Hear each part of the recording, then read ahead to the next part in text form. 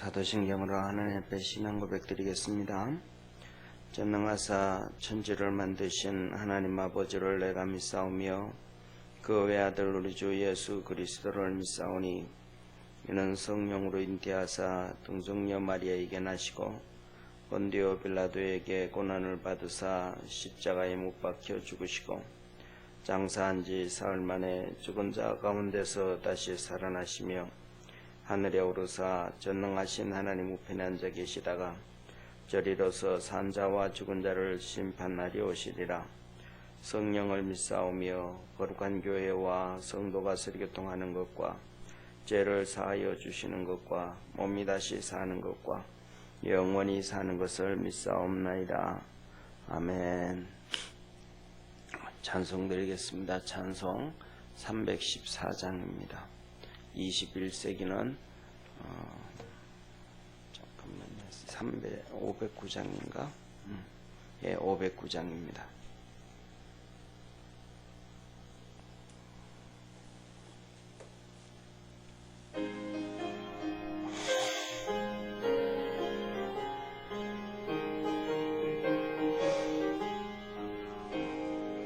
기쁜 일이 있어 천국 경치네 먼데 죄인 돌아왔도다. 부친께서 친히 마중 나가서 잃은 자식 도로 찾았네. 영광 하늘 비파소리 울리네. 밭소리 같은 찬양 소리에 천지진동하게 부르세. 기쁜 일이 있어 천국 경치네 회개한 자 화목하도다. 죄에 종된 자를 놓아주시니 성령으로 거듭났도다. 영광 주께 돌리세. 하늘 비파 소리 울리네. 파도 소리 같은 찬양 소리를 천지진동하게 부르세. 전국경을 치고 잔치 베푸네. 돌아온 자 참여하도다. 오늘 귀한 영혼 거듭났으니 기쁜 소식 전파하여라. 영광 주께 돌리세. 하늘 비파 소리 울리네. 파도 소리 같은 찬양 소리를 천지진동하게 부르세. 우리 하나님 말씀 같이 보겠습니다. 출애굽기 7장 1절부터 7절까지. 출애굽기 7장 1절부터 7절까지 한 절씩 교독하겠습니다. 여호와께서 모세에게 이르시되 볼지어다 내가 너로 바로에게 신이 되게 하였은즉 내 형 아론은 내 대언자가 되리니 내가 내게 명한 바를 너는 내 형 아론에게 말하고 는 바로에게 말하여 그로 이스라엘 자손을 그 땅에서 보내게 할지니라. 내가 바로의 마음을 강팍해 하고 나의 표징과 나의 이적을 애굽 땅에 많이 행하리라마는 바로가 너희를 듣지 아니할 터인즉 내가 내 손을 애굽에 더하여 여러 큰 재앙을 내리고 내 군대 내 백성 이스라엘 자손을 그 땅에서 인도하여 낼지라. 내가 내 손을 애굽 위에 펴서 이스라엘 자손을 그 땅에서 인도하여 낼 때에야 애굽 사람이 나를 여호와인 줄 알리라 하시매. 모세와 아론이 여호와께서 자기들에게 명하신 대로 곧 그대로 행하였더라. 우리 7절 합독하겠습니다. 그들이 바로에게 말할 때에 모세는 80세였고 아론은 83세였더라. 아멘. 오늘 내용은 하나님이 이스라엘 백성을 출애굽시키겠다 하신 말씀이신데요. 그런데 거기 보면 하나님을 알기까지 이런 제목을 한번 제가 붙여봤습니다. 하나님을 알기까지. 정말 한마디로 말하면 하나님을 알기까지가 정말로 오랜 시간이 걸리고 정말로 쉽지 않다, 이런 내용이에요. 그래서 오늘 여기 보면 이렇게 말씀을 하죠. 이스라엘 백성들의 출애굽을 시키는데 정말로 간단하지가 않아요. 정말로 많고 많은 이적, 많고 많은 표적을 행하고 이적을 행해도 안 보내주고 또 그래요. 그런데 결국은 하나님이 이스라엘 백성을 끄집어낼 때에야 하나님이 여호와인 줄 알리라, 그렇게 말씀을 하시거든요. 예수님 시대도 그랬습니다. 예수님 시대도 예수님이 정말로 많고 많은 이적을 행했습니다. 정말 상상을 초월할 정도로 그렇게 많이 행했어요. 오늘 여기에 본 말씀 1절에 보면 하나님이 모세에게 내가 너를 바로에게 이 신이 되게 하였은즉, 이래요. 신이 되게 하였은즉. 이 말은 신이 되게 했다라는 말이 아니고 신 같은 존재, 그만큼 사람이 범접할 수 없는 존재로 만들어 놨다, 바로에게 그래요. 그런 것처럼 예수님도 이 땅에 오셨을 때 이스라엘 백성들 앞에서 정말로 신과 같은 하나님의 독생자, 이 모세가 바로에게 신과 같은 존재였던 것처럼 예수님도 바로 그런 존재가 되셨던 거예요. 예를 들면 바로가 앞에서, 바로는 그 신하들, 애굽의 어떤 사람도 행할 수 없는 엄청난 기적과 이적들을 행했잖아요. 그래도 바로가 모세를 인정하지 않아요. 결국은 장자가 죽고 난 다음에, 자기 자식이 죽고 난 다음에 그때서야 두 손을 들거든요. 예수님 시대도 예수님이 오셔가지고 정말로 그와 같은 이적들을 행하셔요.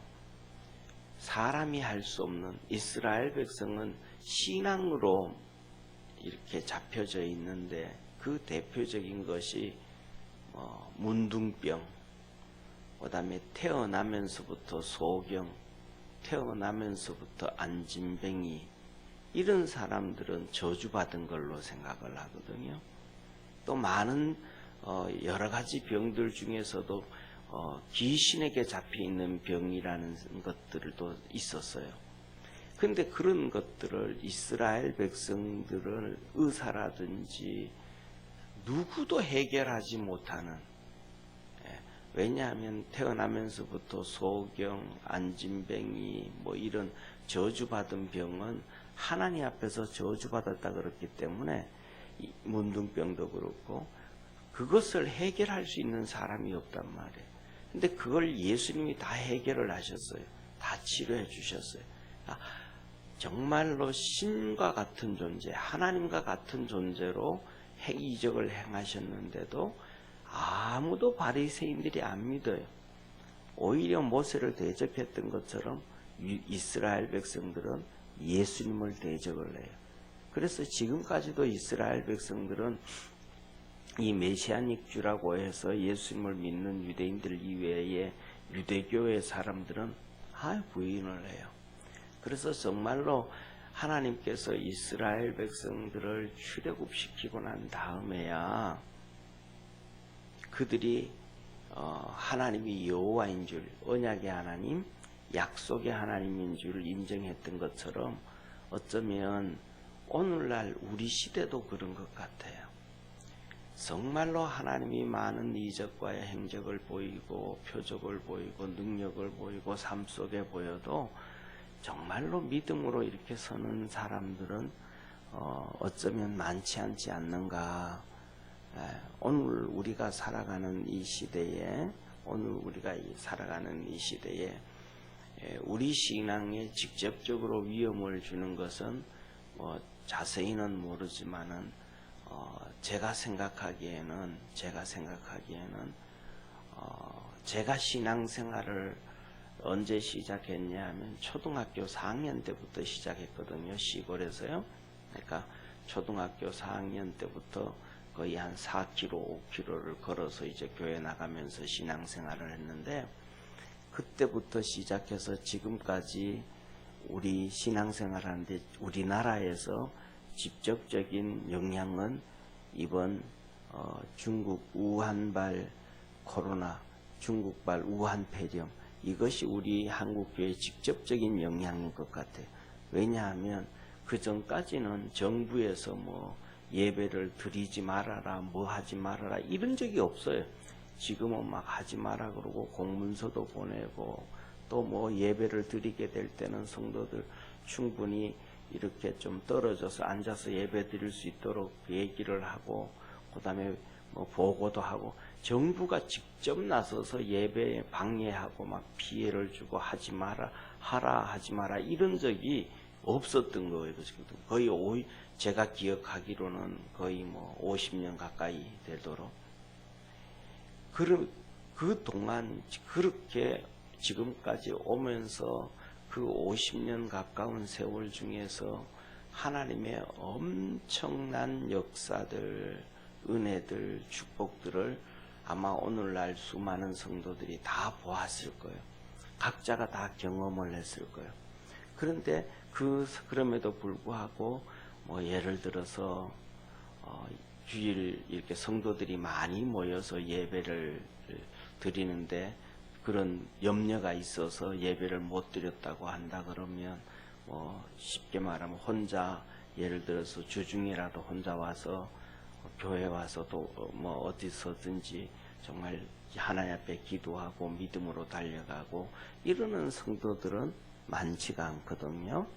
다시 말하면 정말로 우리 주님이 약속하시고 말씀하셨던 것처럼 출애굽을 시킨 다음에야 메시아인 줄 하나님이 여호와인 줄 알리라, 언약의 하나님인 줄 알리라 믿었던 것처럼, 이 유대인들도 그렇고 애굽 사람들도 그렇고 우리 주님이 진짜 공중 재림하고 난 다음에야 정말로 들림받지 못한 많은 불신자들과 많은 사람들이 그때야 진짜 내가 잘못 신앙생활 했구나라고 알게 되어지지 아니라 할까 하는 그러한 염려와 두려움이 오늘 본문 말씀을 통해서 있습니다. 그래서 이 오늘 본문 말씀을 한번 조금 잘 듣고 잘 볼 수 있는 그러한 축복의 성도가 되기를 축원합니다. 자, 보세요.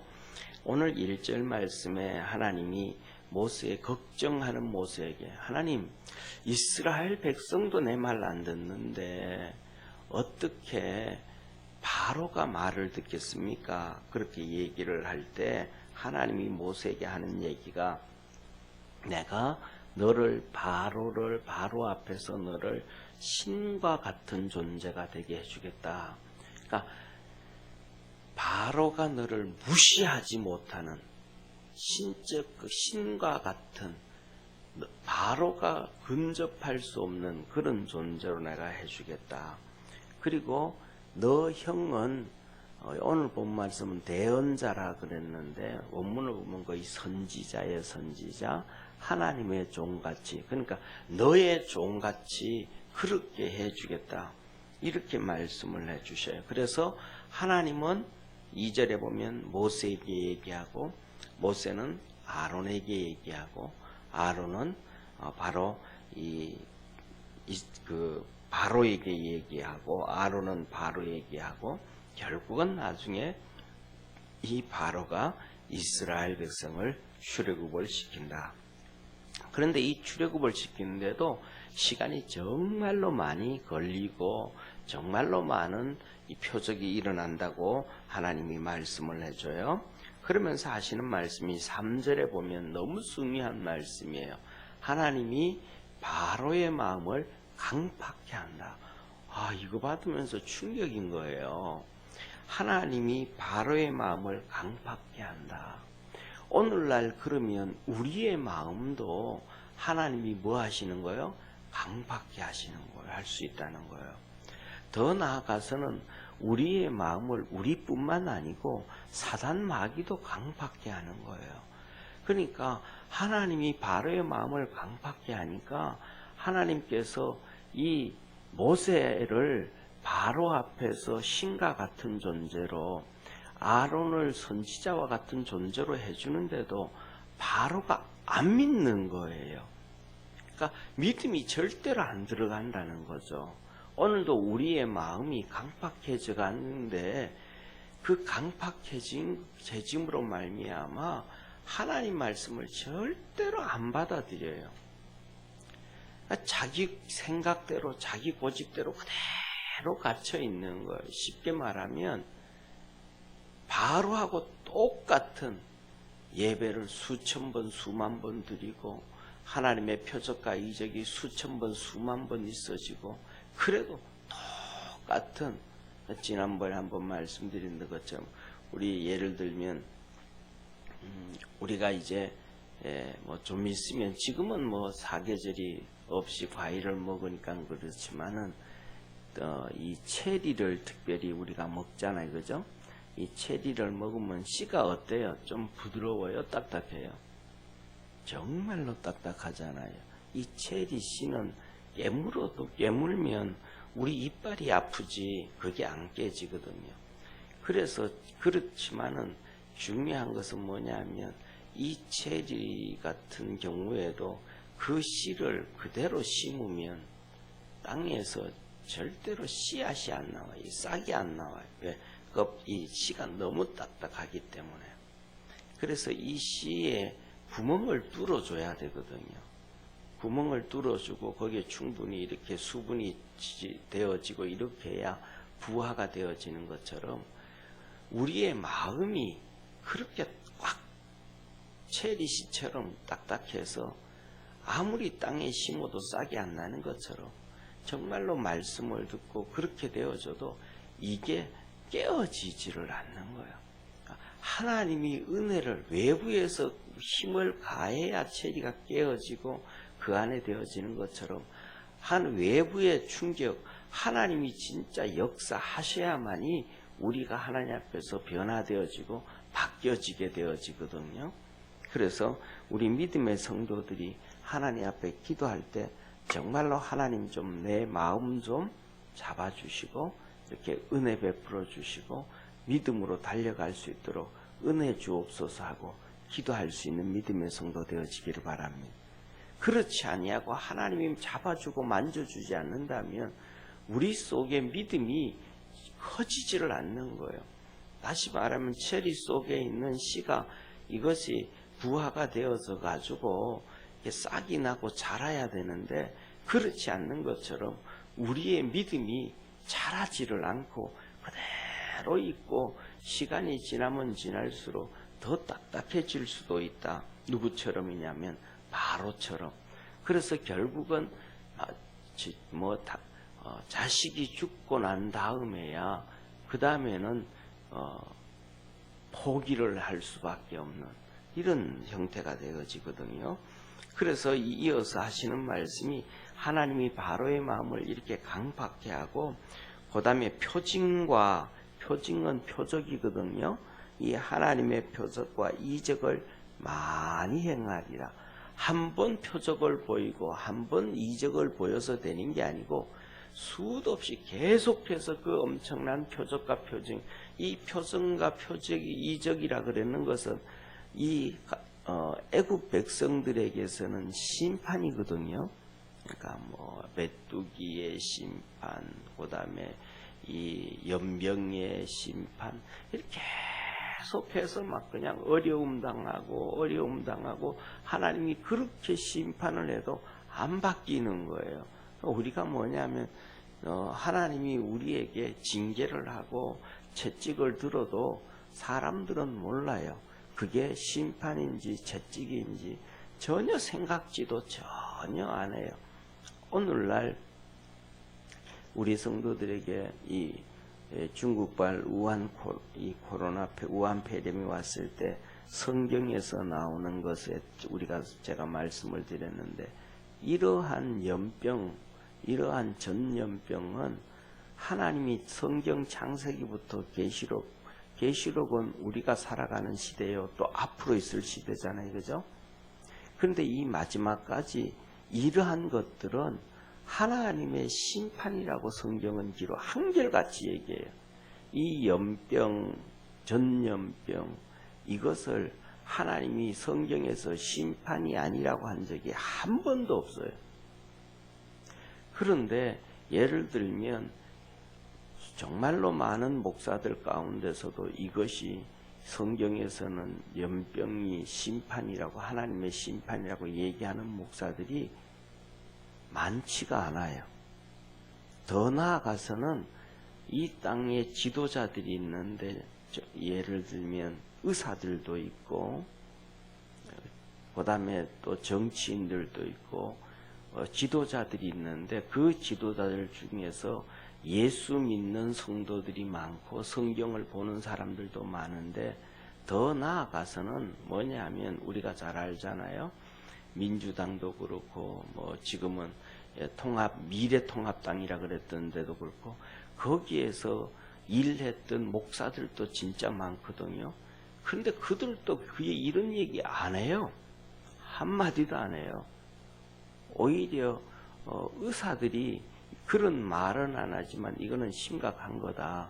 이거는 국경을 틀어막아야 되고 뭐 해야 되고 이거는 중국에서 오는 사람 막아야 된다. 이런 그 현실적인 상황을 의사들은 얘기하지 거기에 있는 신학자, 신앙인들도 아무 말도 그런 얘기를 안 해요. 그러니까 이게 무슨 말이냐 하면 신앙은 신앙이고 삶은 삶이고 다르다는 거예요. 그런데 하나님은 신앙과 삶이 다르다는 것이 아니고 하나라고 얘기하시는 거예요. 신앙이 삶이고 삶이 신앙이다. 거기서 하나님이 복이 있고 하나님의 심판이 있고 징계가 있다고 이걸 하나로 얘기하는데 전혀 따로 얘기를 하는 거예요.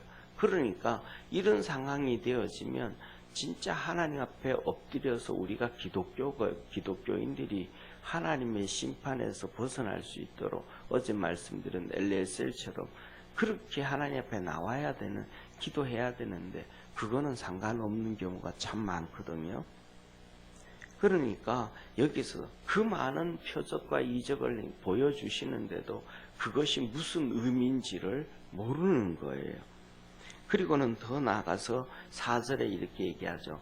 바로는 듣지 아니하고 더 큰 재앙을 내린다. 하나님이 바로에게 안 들으니까 더 큰 재앙, 더 큰 심판.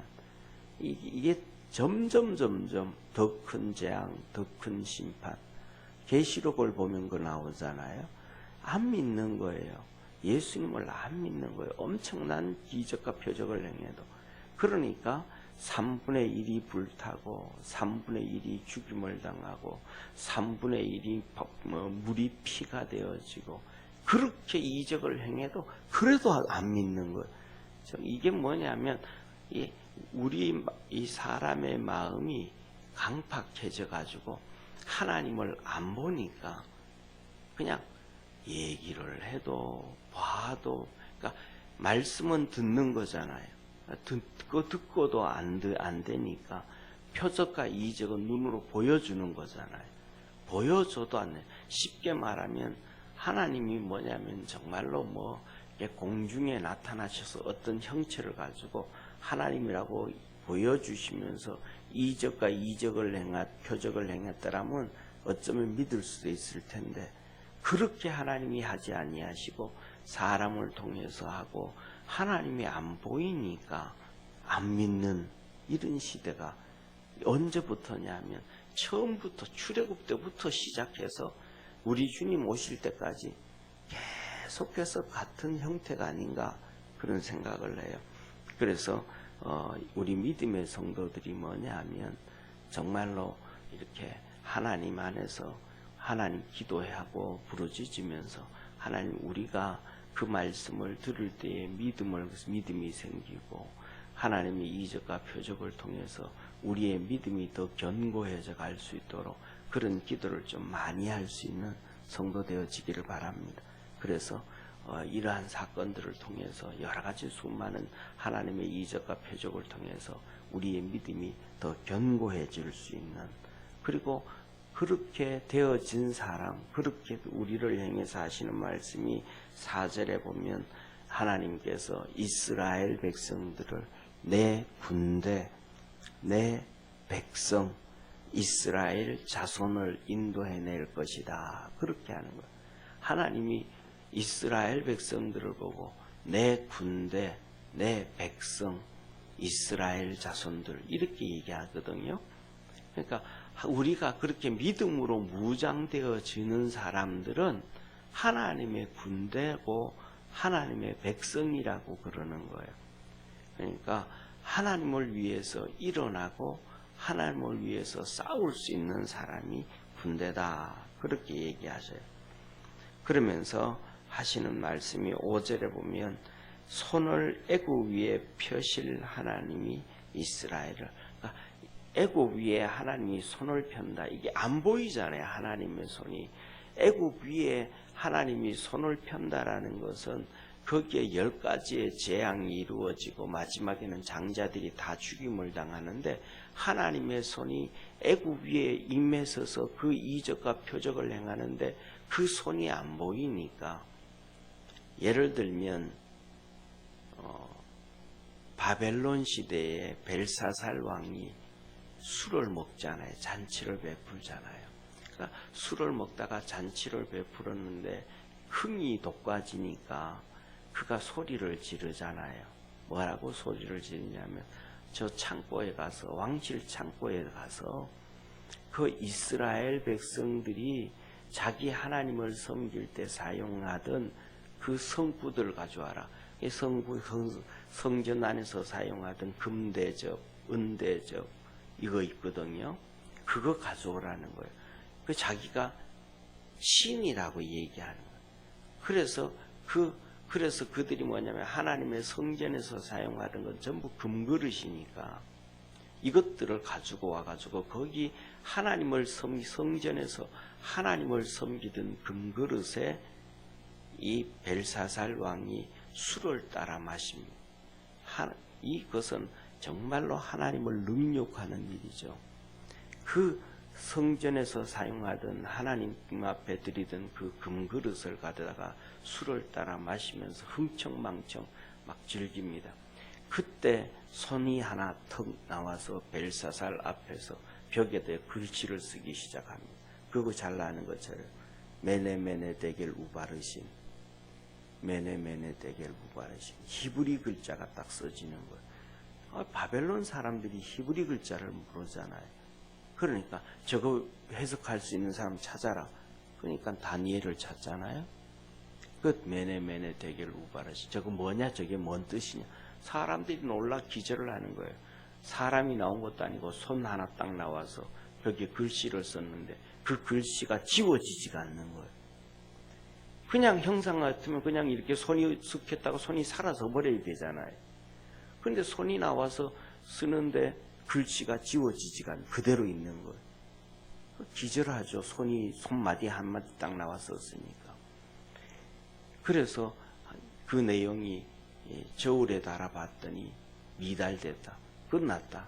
하나님이 당신 버렸다. 심판했다. 이는 의미란 말이에요.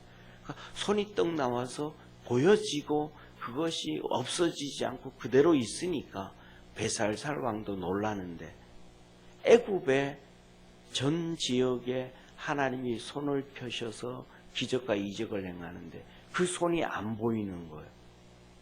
그냥 저주만 인하는 거란 말이에요. 모세를 통해서.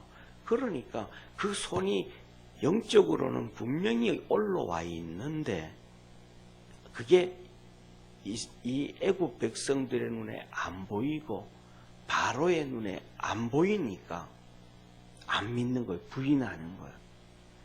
안 보인다고 안 계신 게 아니고 보여지는 거거든요. 그러니까 이것을 신앙으로 볼 수 있어야 돼요. 우리 믿음의 성도들이 이 신앙으로 볼 수 있기를 축원합니다. 결국 그 손이 들어서 결국은 장자들까지 다 죽고 난 다음에야 여호와가 하나님이 여호와인 줄 알리라. 아, 이스라엘 백성을 이렇게 이끌어내신 분은 여호와, 진짜 천지를 창조하신 하나님이시구나.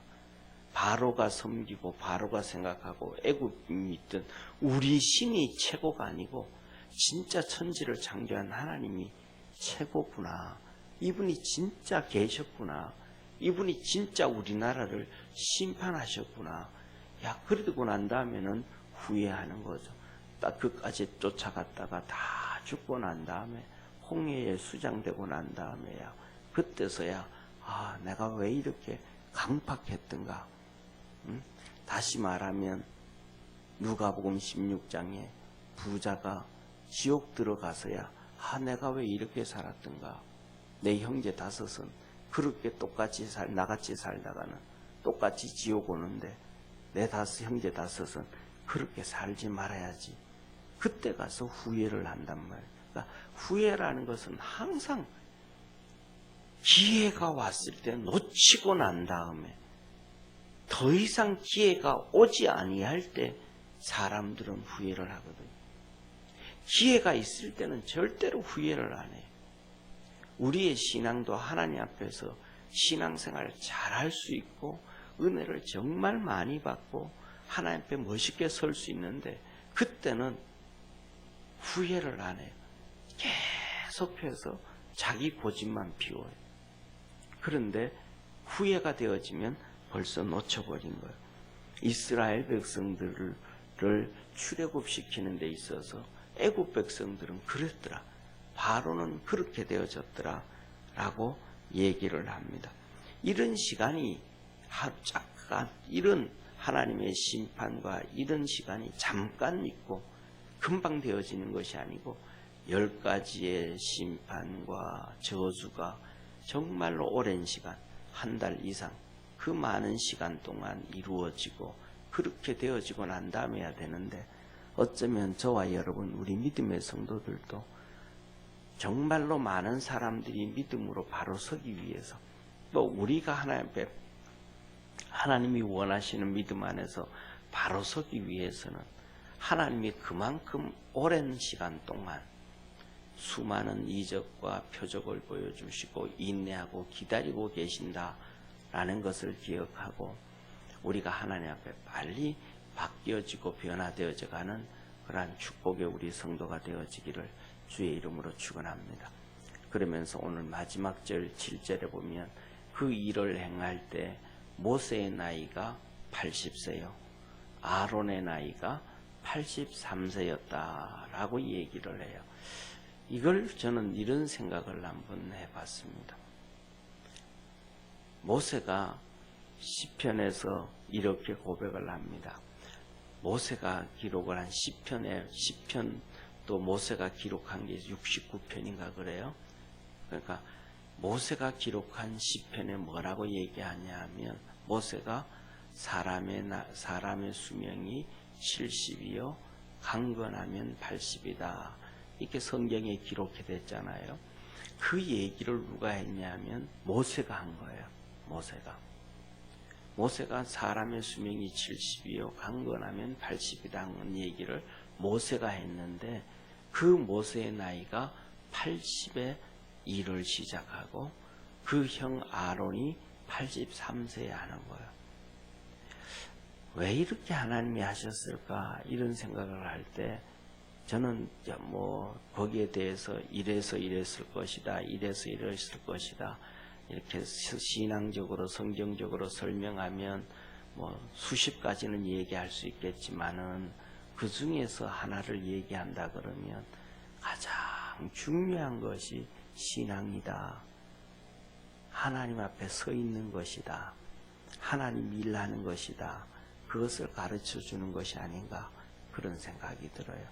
그래서 우리가 새벽에도 이 우한 코로나 폐렴으로 인해 가지고 다 그래도 하나님 앞에 나와서 예배 드리는 것이 이게 더 귀하기 때문에 나와서 기도하고 그러잖아요. 그죠? 그런 것처럼 끝까지 하나님 앞에서 멋있는 믿음의 삶을 살아가는 우리 성도 되기를 주의 이름으로 축원합니다. 기도드리겠습니다. 하나님 아버지, 오늘 7장 1절부터 7절까지 앞으로 있을 일에 정리를 하나님이 해주셨습니다. 정말로 많은 표적과 이적들을 행하고 그래도 바로가 변하지 않을 것이며 결국은 장자가 죽고 다 끝난 다음에야 보내줘서 정말 하나님은 여호와이심을, 약속의 하나님이심을 바로와 이 애굽인들이 믿게 되리라 하셨습니다. 그리고 이제는 하나씩 그 이적과 표적이 기록되어지며 나타날 터인데 우리 모든 믿음의 성도들이 하나님 안에서 긍휼을 입어서 이렇게 애굽과 바로처럼 하나님의 심판을 받은 다음에야 하나님을 아는 것이 아니라 은혜를 받을 때 하나님을 알고 믿고 믿음이 커져가고 하나님을 영화롭게 할 수 있는 축복의 성도들 되게 하옵소서. 하나님의 거룩한 은혜와 복이 성도들에게 넘쳐나서 바로의 마음처럼 강팍하지 아니하고 하나님의 은혜에 깊이 젖어들고 하나님이 주신 모세처럼 온유함이 풍성해지는 그러한 믿음의 성도들 되게 하옵시고 하나님을 기쁘게 하고 하나님을 즐겁게 할 수 있는 복된 성도들로 삼으시옵소서. 구원하신 예수님의 이름으로 기도드립니다. 아멘. 하늘에 계신 우리 아버지여, 이름이 거룩히 여김을 받으시오며 나라에 임하옵시며 뜻이 하늘에서 이룬 것 같이 땅에서도 이루어지리다. 오늘날 우리에게 일용할 양식을 주옵시고 우리가 우리에게 죄 지은 자를 사하여 준 것 같이 우리 죄를 사하여 주옵시고 우리를 시험에 들게 하지 마옵시며 다만 악에서 구하옵소서. 대개 나라와 권세와 영광이 아버지께 영원히 있사옵나이다. 아멘.